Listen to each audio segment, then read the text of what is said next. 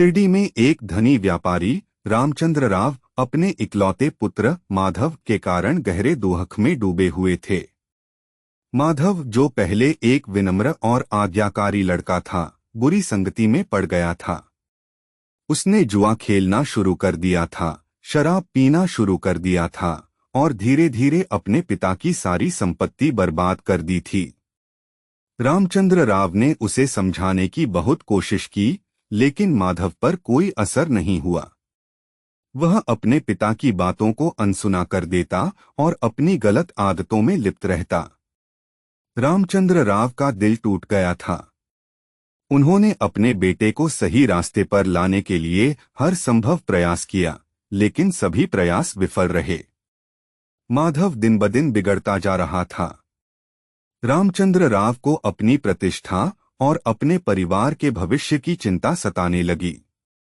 उन्हें लगने लगा कि उनका बेटा पूरी तरह से बर्बाद हो जाएगा।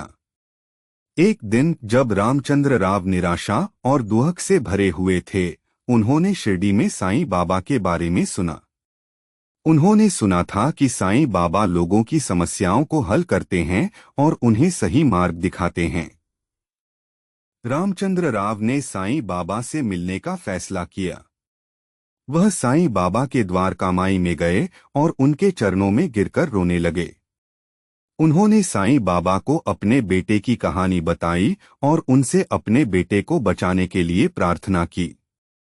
उन्होंने कहा, बाबा, मेरा बेटा गलत रास्ते पर चला गया है।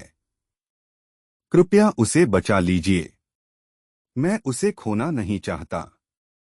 साईं बाबा ने रामचंद्र राव की बात सुनी और उन्हें शांत किया। उन्होंने कहा, चिंता मत करो, तुम्हारा बेटा वापस आ जाएगा। भगवान पर विश्वास रखो और प्रार्थना करो। साईं बाबा ने रामचंद्र राव को माधव के लिए प्रार्थना करने के लिए कहा। उन्होंने रामचंद्र राव को धैर्य रखने और विश्वास रखने के लिए भी कहा। उन्होंने उन्हें आश्वासन दिया कि माधव एक दिन बदल जाएगा और अपने गलत कामों का पश्चाताप करेगा। रामचंद्र राव ने साईं बाबा की बातों पर विश्वास किया और प्रतिदिन माधव के लिए प्रार्थना करने लगे। उन्होंने उम्मीद नहीं छोड़ी और विश्वास रखा कि साईं बाबा उनकी प्रार्थना सुनेंगे। कुछ दिनों बाद माधव को अपनी गलतियों का एहसास हुआ। उसने महसूस किया कि उसने अपने पिता को कितना दुख पहुंचाया है और अपने परिवार को कितना नुकसान पहुंचाया है। उसे साईं बाबा के बारे में पता चला और वह साईं बाबा से मिलने के लिए शिरडी आया। साईं बाबा ने माधव से प्यार और करुणा के साथ बात की। उन्होंने उसे उसके गलत कामों के बारे में बताया और उसे एक नया जीवन शुरू करने के लिए प्रोत्साहित किया। उन्होंने माधव को समझाया कि सच्ची खुशी भौतिक संपत्ति में नहीं, बल्कि अच्छे कर्मों और प्रेम में है। माधव को अपनी गलती का एहसास हुआ।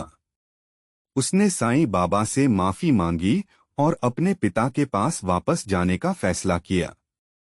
वह अपने पिता से माफी मांगने के लिए उत्सुक था और अपने परिवार के साथ फिर से जुड़ना चाहता था। जब माधव अपने पिता के पास वापस आया तो रामचंद्र राव उसे देखकर बहुत खुश हुए। उन्होंने अपने बेटे को गले लगाया और उसे माफ कर दिया।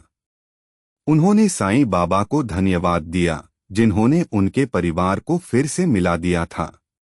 यह कहानी पूरे गांव में फैल गई। लोगों ने महसूस किया कि साईं बाबा न केवल चमत्कार कर सकते थे, बल्कि वे लोगों के दिलों को भी बदल सकते थे। उन्होंने महसूस किया कि साईं बाबा का प्यार और करुणा सभी पापों को धो सकता है और लोगों को सही रास्ते पर ला सकता है। इस घटना ने साईं बाबा के प्रति लोगों की श्रद्धा और विश्वास को और भी मजबूत किया।